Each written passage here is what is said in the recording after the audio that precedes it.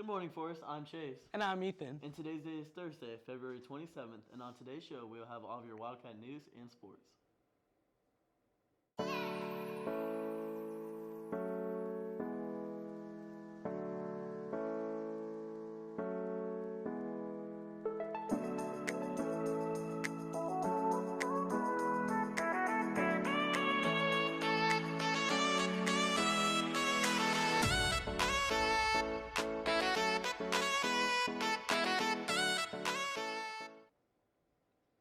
Prom tickets are on sale for $125. Tomorrow is the last day you can purchase them. Hey, Ethan, are you attending Dance Marathon this Friday? Sadly, I cannot. But if anyone is interested in registering and or already registered, there is still time to raise at least $25 to attend the event. All the money raised will go towards Chance Children Miracle Hospital. Last year, Forrest raised $16,102.23. Let's beat that this year, Forrest. And with it being the end of February, we're wrapping up Black History Month for 2020. Let's hear about an influential and prominent figure who paved the way for black actors and actresses alike.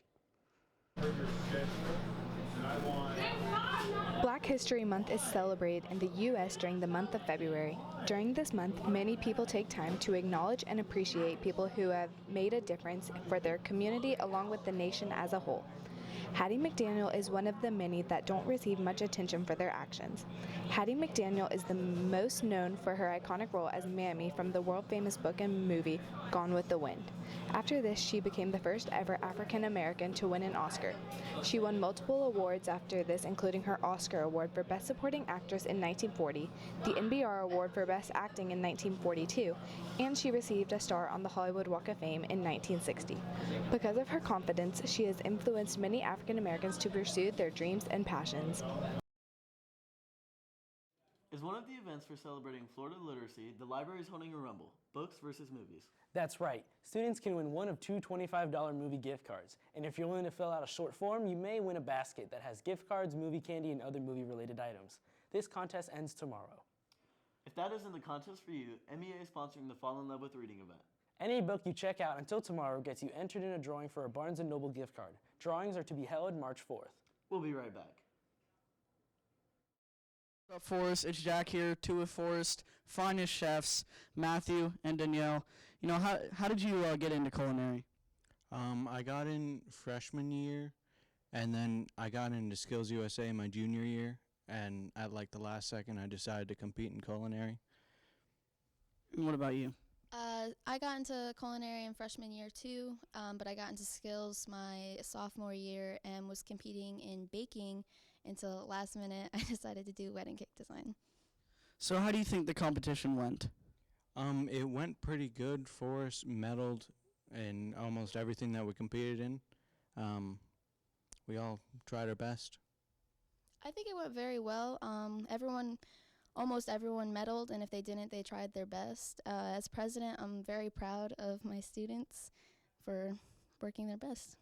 And what are you going to do to try to improve your cooking skills? It's really just repetition. Once you learn how to do it, you just got to try to do it over and over again until you become the best at doing that. Going off of that, this year culinary is starting to be an academy, so we're going to have the best chefs from all over the schools to come to Forrest and try their hardest. Thank you. This has been Jack here with Matthew and Danielle. Now back to the anchors. Our spring sports teams are just kicking off their season, so let's hear more about it with Emma.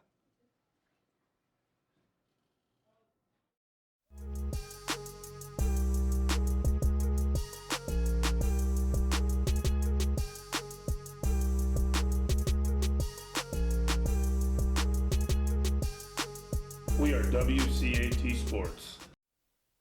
Hey Wildcats, I'm on camp here with your sports for today. Our boys volleyball team dominated North Marion Colts last night 0-3. Also, our girls tennis team won against Nellen 8-0. Good job, Cats. Make sure to head out tonight to support girls softball at home against Lake Mineola. JV starts at 5 and varsity starts at 7. Also against Lake Mineola, boys lacrosse still playing at home at 7. There's an away baseball game tonight against Bellevue at 6:30. Come out and support. This is all your sports news for today. Now back to the anchors. It's great to see that our sports teams are starting off their seasons the right way. I agree. Our sports teams really appreciate the school spirit too, so make sure to go out to their next game and show them your support. Hey Ethan, aren't you part of STN's film team? Actually, I am. If you didn't know, we go out every other Saturday and make a variety of short films. Let's check in with Rachel, who followed you and the team around this weekend.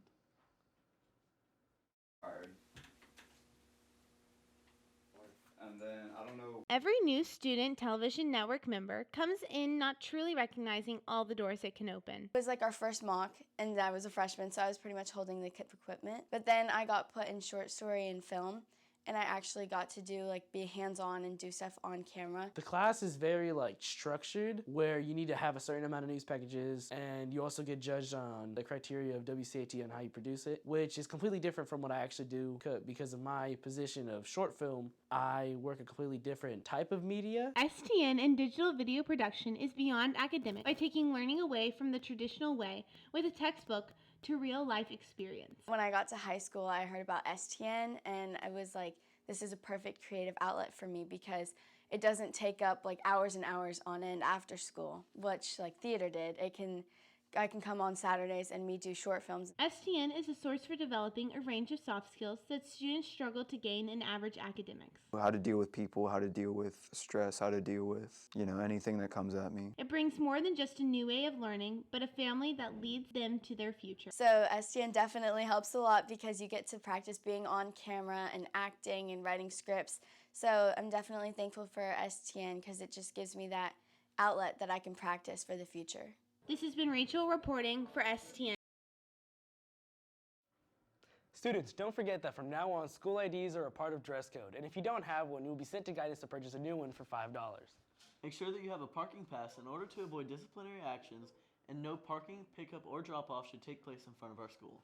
Students, make sure to check your emails as Ms. Pollers and Mrs. Miller are both sending important announcements out to the students.